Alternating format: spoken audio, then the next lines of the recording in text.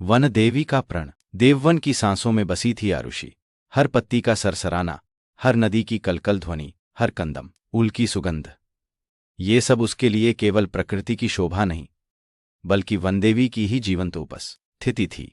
देववन, युगों से अछूता, जहां विशाल साल वृक्षों की जड़ें धरती को इतनी गहराई से पकड़े थीं, मानो स्वयं भूदेवी ने अपने अंक में उन्हें धारण कर रखा हो। सूरज की किरणें बड़ी मुश्किल से इन घने वृक्षों के बीच से छनकर आतीं, धरती पर सुनहरी चित्रकारी करतीं, और उस मृदुल प्रकाश में आरुषि का आश्रम पत्थरों और लकड़ी से बना शांत और पवित्र प्रतीत होता था। वह उस वनदेवी की अंतिम उपासिका थी, जिसका नाम पीढ़ियों से मनुष्यों की स्मृति से लुप्त होता जा रहा था, पर आरुषि के हृदय में वह अक्षय दीपक की भांति प्रज्वलित थी। आरुषि, एक युवा तपस्विनी, जिसकी केशराशि में वनपुष्प गुंथे थे और शरीर पर गहरुए वस्त्र घुटनों के बल बैठी, वनदेवी के मूल वृक्ष के समीप एक प्राचीन पत्थर पर ध्यानमग्न थी। उसकी आंखें बंद थीं, पर उसकी आत्मा वन की हर स्पंदन को महसूस कर रही थी। सुनहरी धूप वृक्षों के पत्तों से छनकर उसके शांत मुखमंडल पर पड़ रही थी, उसके सात्विक तेज को और बढ़ा रही थी। वृक्ष के तने पर काई की हरी चादर बिछी थी और उसकी जड़ें किसी प्राचीन सर्प की भांति धरती पर बल खा रही थीं। वातावरण में भीनी भीनी सुगंध थी, गीली मिट्टी की, जंगली फूलों की और दूर जलप्रपात की मधुर ध्वनि हवा में घुल रही थी। उसके चेहरे पर अटूट भक्ति और एक गहरी शांति का भाव था, जो वन की चिरंतन नीरवता को दर्शाता था। पिछले कुछ दिनों से देववन में एक अजीब सी उदासी छा रही थी। हवा में पहले जैसी शीतलता नहीं थी और कुछ पौधे बिना किसी कारण के मुरझा रहे थे। जिन धाराओं में सदा निर्मल जल बहता था, वे अब पतली धाराओं में सिमट रही थीं। आरुषि चिंतित थी। उसकी आत्मा, जो वन से इतनी गहराई से जुड़ी थी, इस बदलाव को महसूस कर रही थी। उसने कई रातें बिना सोए बिताईं, वनदेवी के समक्ष प्रार्थना करती रही, उनके मौन संकेतों को समझने का प्रयास करती रही। एक शाम, जब सूर्य अस्त हो रहा था, लालिमा पश्चिम में छाई थी, उसने देखा कि एक छोटा चमकीला झरना, जो कभी देववन का गौरव था, अब लगभग सूख चुका था। उसका हृदय चीत्कार कर उठा। यह केवल जल का सूखना नहीं था, यह वनदेवी की आत्मा का मुरझाना था। सूर्यास्त की सिंदूरी लालिमा में डूबे देववन में आरुषि हताशा और चिंता से भरी एक अर्ध-सूखे झरने के किनारे खड़ी है। उसके गेरुए वस्त्र संध्या की धुंध में गहरे रंग के दिख रहे हैं और उसके कंधे झुके हुए हैं, मानो किसी अदृश्य बोझ तले दबे हों। उसकी आंखें वह व्याकुलता से भरी हैं, जिनमें वन के सूखते सौंदर्य का दर्द स्पष्ट झलकता है। झरना, जो कभी कलकल बहता था, अब पत्थरों पर सिर्फ नमी की एक पतली रेखा छोड़ रहा है। उसके किनारों पर सूखी काय और मुरझाए वन पुष्प बिखरे हैं। हवा में एक अजीब सी खामोशी है, चिड़ियों का चहचहाना भी थम सा गया है, जो इस वन की पीड़ा को और गहरा रहा है। आरुषि के चेहरे पर यह स्पष्ट दिख रहा है कि कुछ अशुभ घट रहा है और वह इसे रोकने में स्वयं को असहाय पा रही है। फिर एक दिन भयभीत करने वाली खबर आई। महाराज महिपति, एक महत्वाकांक्षी शासक, जिसकी ख्याति उसके विशाल साम्राज्य और रत्नों के प्रति उसके अटूट प्रेम के लिए थी, ने देववन में एक नया व्यापार मार्ग बनाने का मन बना लिया था। यह खबर जंगल में आग की तरह फैली और आरुषि के कानों तक पहुंची। वह यहाँ के बहुमूल्य वृक्षों को काटेंगे, यहाँ की पवित्र मिट्टी को रौंदेंगे। एक वृद्ध वनवासी ने भयभीत स्वर में कहा। वनदेवी क्रोधित होंगी और फिर प्रलय आएगा। आरुषि ने मन में निश्चय किया कि वह ऐसा नहीं होने देगी। वनदेवी की रक्षा करना उसका धर्म था, उसका जीवन का एकमात्र उद्देश्य। एक शाही दल, जिसमें मजबूत सैनिक और कुछ दरबारी शामिल हैं, देववन के बाहरी किनारों पर लकड़ी के तख्तों से बने अस्थायी शिविर में बैठे हैं। महाराज महिपति के मुख्य सेनापति, एक बलिष्ठ और रौबीले व्यक्ति, चमकीले कवच में अपने अधीनस्थ अधिकारियों को नक्शे पर अंगुली से निर्देश दे रहे हैं। उनके चेहरे पर अधिकार और हल्की सी अहंकार की झलक है। उनके पीछे कुछ सैनिक विशाल पेड़ों को काटने के लिए कुल्हाड़ी और आरी तैयार कर रहे हैं, जो उनकी क्रूर इरादों को दर्शा रहा है।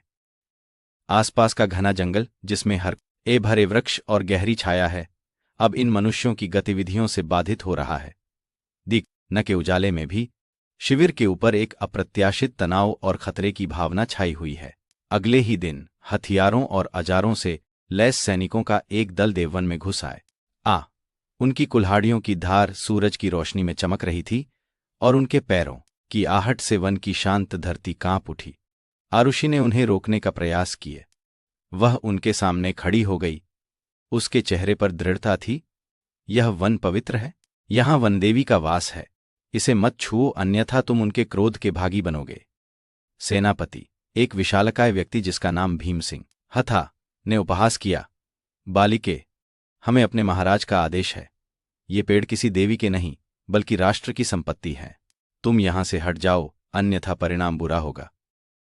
आरुषि डिगी नहीं। उसने गिड़गिड़ाकर कहा, यहां के झरने सूख रहे हैं, पशु पक्षी पलायन कर रहे हैं, वन देवी की आत्मा पीड़ा में है। यदि यह वन नष्ट हुआ तो इसका दंड पूरे राज्य को भुगतना पड़ेगा। आरुषि अपने गेरुए वस्त्रों में एक विशाल वृक्ष के सामने दृढ़ता से खड़ी है। उसके सामने भीमस इंह नामक सेनापति और उसके सैनिक हैं। आरुषि का चेहरा दृढ़ संकल्प और आध्यात्मिक शक्ति से जगमग आ रहा है।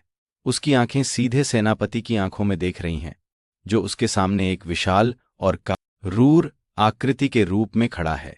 सेनापति के चेहरे पर उपहास और अवज्ञा का भाव है।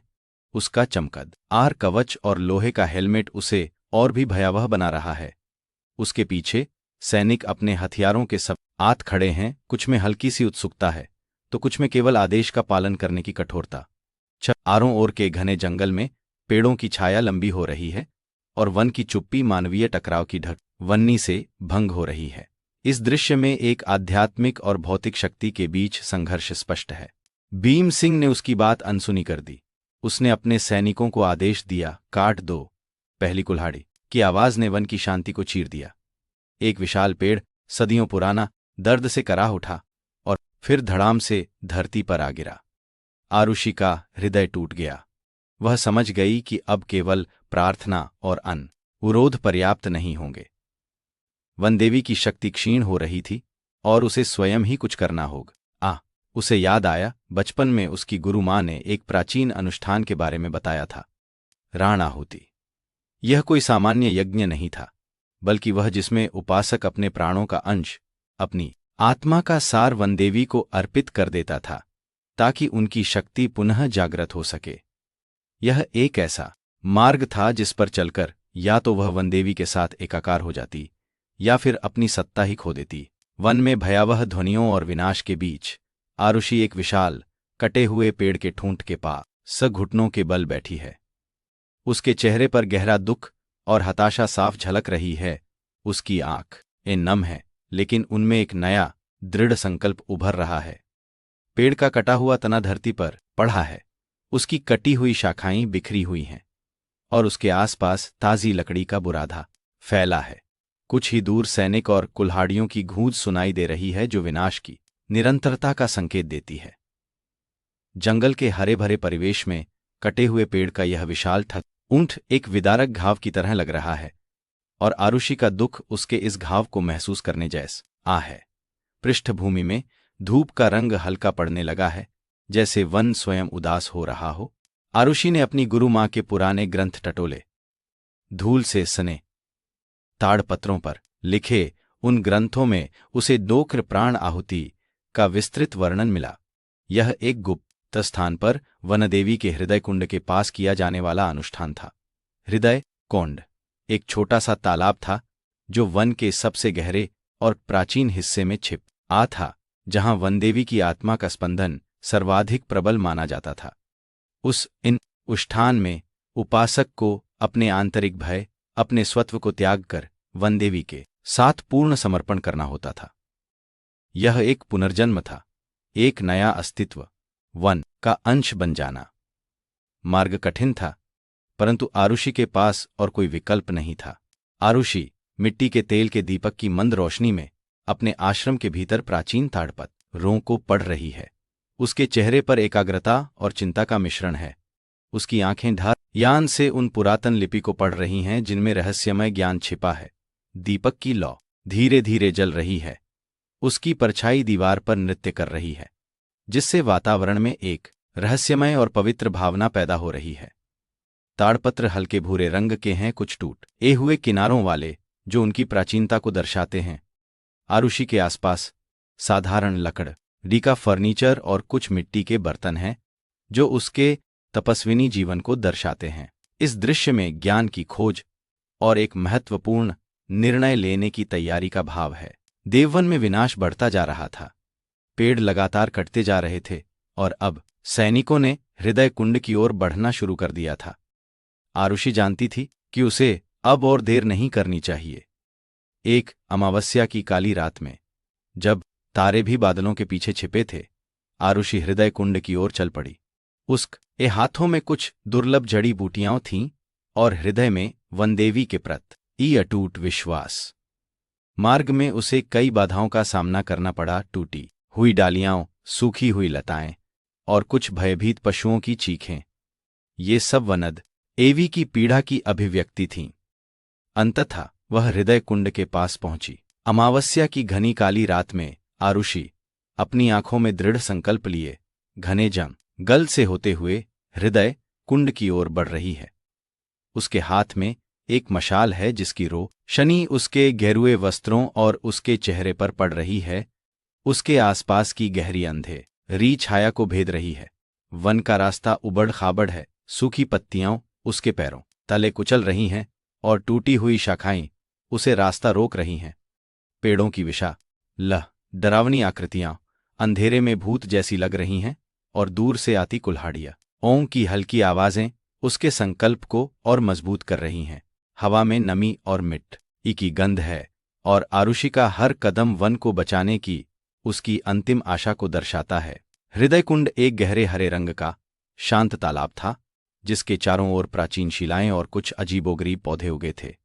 इसकी सतह पर नद्रमा की किरणें भी नहीं पहुंच पाती थीं, फिर भी एक अलौकिक चमक इसे प्रकाशित कर रही थी। आरुषि ने कुंड के किनारे आसन ग्रहण किया। उसने अपनी आंखें बंद की और अपनी आत्मा को वनदेवी के चरणों में समर्पित कर दिया। उसने उन जड़ी बूटियों को कुंड के जल में विसर्जित किया, मंत्रों का उच्चारण किया और फिर अपने हृदय की सारी ऊर्जा को केंद्रित करके उस कुंड में डुबकी लगा दी।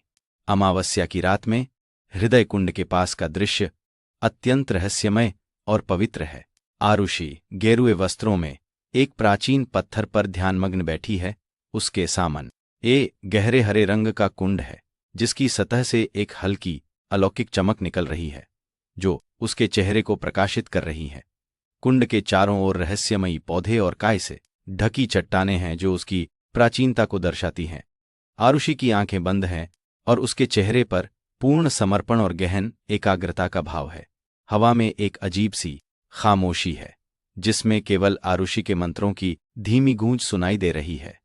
यह दृश्य ये एक गहन आध्यात्मिक क्रिया और आने वाले परिवर्तन की प्रतीक्षा को दर्शाता है। जल शीतल था, पर जैसे ही आरुषि उसमें डूबी, उसे लगा जैसे हजारों सूर्य साथ उसके भीतर प्रज्वलित हो गए हों। उसकी नस नस में वनदेवी की चेतना फैलने लगी। उसे महसूस हुआ जैसे उसकी व्यक्तिगत पहचान घुल रही है और वह स्वयं वन के हर वृक्ष, हर पत्ती, हर कण का हिस्सा बन रही है। यह पीड़ादायक था, फिर भी आनंदमय। उसकी सांसें वन की सांसें बन गईं, उसकी धड़कन वन की धड़कन। जब वह जल से बाहर निकली तो वह वही आरुषि नहीं थी। उसके नेत्रों में वन की गहराई थी, उसके केशों में वन की हरितमा। उसके चारों ओर एक दिव्य ये आभा फैल रही थी और हृदय कुंड का जल पहले से कहीं अधिक चमकीला हो उठा। हृदय कुंड से बाहर आती हुई आरुषि का दृश्य अलौकिक और परिवर्तनकारी है। उसके गेरुए वस्त्र जल से भीगे हुए उसके शरीर पर चिपके हैं और उसके चेहरे पर एक दिव्य शांति और शक्तिशाली अभिव्यक्ति है। उसकी आंखें वन की गहनता और प्राचीन ज्ञान को दर्श आ रही हैं और उसके केशों से पानी की बूंदें टपक रही हैं, जो उसके चारों ओर एक हल की आभा पैदा कर रही हैं। कुंड का जल अब और भी चमकीला और ऊर्जावान दिख रहा है। उसकी सतह पर सुनहरी लहरें उठ रही हैं। आसपास के प्राचीन वृक्ष भी जैसे इस दिव्य परिवर्तन को महसूस कर रहे हों और हवा में एक पवित्र और शक्तिशाली ऊर्जा का संचार हो रहा है। यह दृश्य एक नई देवी के जन्म और वनदेवी के पुनरुत्थान का प्रतीक है। ठीक उसी क्षण महाराज महीपति के सैनिक हृदय कुंड तक पहुंच गए थे। उन्होंने आरुषि को देखा और सहम गए। वह अब कोई साधारण मानवी नहीं थी। उसके चारों ओर का वातावरण बदल गया था। अचानक वन में भयानक आंधी आ गई। वृक्ष क्रोध में हिलने लगे, आकाश में बिजली कड़कने लगी और धरती कांपने लगी। हृदय कुंड से एक विशाल जलधारा फूट पड़ी, जिसने सैनिकों को पीछे ढकेल दिया। वन के कण कण से एक अदृश्य शक्ति प्रवाहित होने लगी, जिसने कुल्हाड़ियों को गिरा दिया और सैनिकों को भागने पर मजबूर कर दिया। यह वनदेवी का क्रोध था, जो आरुषि के माध्यम से प्रकट हुआ था। महाराज महीपति के सैनिक लोहे के कवच और हथियारों से लैस अचानक वन में आई भयानक आंधी और बिजली कड़कने के बीच घबराए हुए खड़े हैं। उनके चेहरों पर भय और भ्रम स्पष्ट दिख रहा है। कुछ सैनिक अपने हथियारों को नीचे गिरा चुके हैं, जबकि कुछ भय से अपने सिर ढैंक रहे हैं। हृदय कुंड से एक विशाल शक्तिशाली जलधारा फूट रही है, जो सैनिकों की ओर बढ़ रही है और उन्हें पीछे ढकेल रही है। आकाश में घने काले बादल छाए हुए हैं और बिजली की चमक से वन का भयावह दृश्य क्षण भर के लिए प्रकाशित हो रहा है। पेड़ प्रचंड हवा में इस प्रकार हिल रहे हैं जैसे वे स्वयं क्रोधित हों। यह दृश्य वनदेवी के प्रकोप और मानवीय अतिक्रमण के प्रति प्रकृति की प्रतिक्रिया को दर्शाता है। महाराज महीपति स्वयं भी अपने शिविर में इस प्रलय को महसूस कर रहे थे। जब उनका भयभीत सैनिक वापस लौटे और आरुषि के दिव्य रूप तथा वन के क्रोध का वर्णन किया, तो महाराज की आंखें खुल गईं। उन्होंने समझा कि उन्होंने कितनी बड़ी भूल की थी। उन्होंने अपनी महत्वाकांक्षा के वश में होकर एक पवित्र स्थान का अपमान किया था। अगले दिन सुबह, जब आंधी थम चुकी थी और वन शांत हो रहा था, महाराज महीपति स्वयं अपने मुकुट को उतारकर नंगे पांव हृदय कुंड की ओर आए। वहां आरुषि नहीं थी, बस हृदय कुंड का जल पहले से कहीं अधिक निर्मल पवित्र दिख रहा था। वन अब पहले से कहीं अधिक हरा भरा और जीवंत लग रहा था। अगली सुबह, जब तूफान थम चुका है, महाराज महीपति अपने शाही वस्त्रों में, लेकिन मुकुट रहित और नंगे पांव हृदय कुंड के पास खड़े हैं। उनके चेहरे पर गहरा पश्चाताप और विस्मय का भाव है। उनकी आंखें नम हैं, जो उनके आंतरिक परिवर्तन को दर्शाती हैं। कुंड का जल अब शांत और अत्यधिक निर्मल है। उसकी सतह सूरज की पहली किरणों में चमक रही है और उसके चारों ओर के पौधे पहले से कहीं अधिक हरे भरे और जीवंत दिख रहे हैं। महाराज अपने सिर को सम्मानपूर्वक झुकाए हुए हैं, जो उनकी विनम्रता और नए ज्ञान को दर्शाता है। दूर क्षितिज पर सूर्य की सुनहरी किरणें वन को जीवनदान दे रही हैं, जिससे वातावरण में शांति और क्षमा का भाव रहा है। यह दृश्य शक्ति के अहंकार से आध्यात्मिक जागृति की ओर एक यात्रा का प्रतीक है। महाराज ने सार्वजनिक रूप से देववन को एक पवित्र अभयारण्य घोषित किया, जहां कोई ही मानव हस्तक्षेप वर्जित था। उन्होंने अपने राज्य में घोषणा की कि देववन अब वनदेवी का धाम है और उनकी उपासिका आरुषि, जो अब वनदेवी की ही आत्मा का अंश बन चुकी था, इस वन की संरक्षक रहेगी। आरुषि को फिर कभी किसी ने मानवीय रूप में नहीं देखा, पर जब भी देववन में कोई संकट आता या कोई श्रद्धा से पुकारता, तो हवा में उसकी उपस्थिति महसूस होती। एक शीतल समीर की भांति, पत्तों की सरसराहट में, झरने की कलकल में, वनदेवी का प्रण आरुषि के माध्यम से शाश्वत हो गया था। देववन फिर से खिल उठा था और उसकी हर सांस में आरुषि वनदेवी के रूप में सदा के लिए जीवित थी। देववन में एक विशाल प्राचीन वृक्ष के नीचे एक पत्थर की मूर्ति स्थापित है, जो आरुषि के उस दिव्य रूप को दर्शाती है जिसमें वह वनदेवी के साथ एकाकार हो चुकी थी। मूर्ति के चारों ओर ताजे फूल बिखरे हैं और धूप की सुगंध वातावरण में घुल रही है, जो उसकी निरंतर ऊर्जा को दर्शाती है। वन अब पहले से कहीं अधिक हरा भरा और जीवंत है। विशाल वृक्षों की शाखाएं एक दूसरे से गुंथी हुई हैं और सूरज की किरणें पत्तों से छनकर जमीन पर सुनहरी पैच बन आ रही हैं। हवा में एक पवित्र और शांत ऊर्जा महसूस की जा सकती है और दूर से आते चिड़ियों के चहचहाने की आवाजें एक नई आशा और प्रकृति के संतुलन को दर्शाती हैं। यह दृश्य एक युगों पुराने विश्वास की विजय और मानव तथा प्रकृति के बीच के सामंजस्य का प्रतीक है। आपको ये कहानी कैसी लगी? हमें कमेंट्स में बताएं और चैनल को सब्सक्राइब करना न भूलें।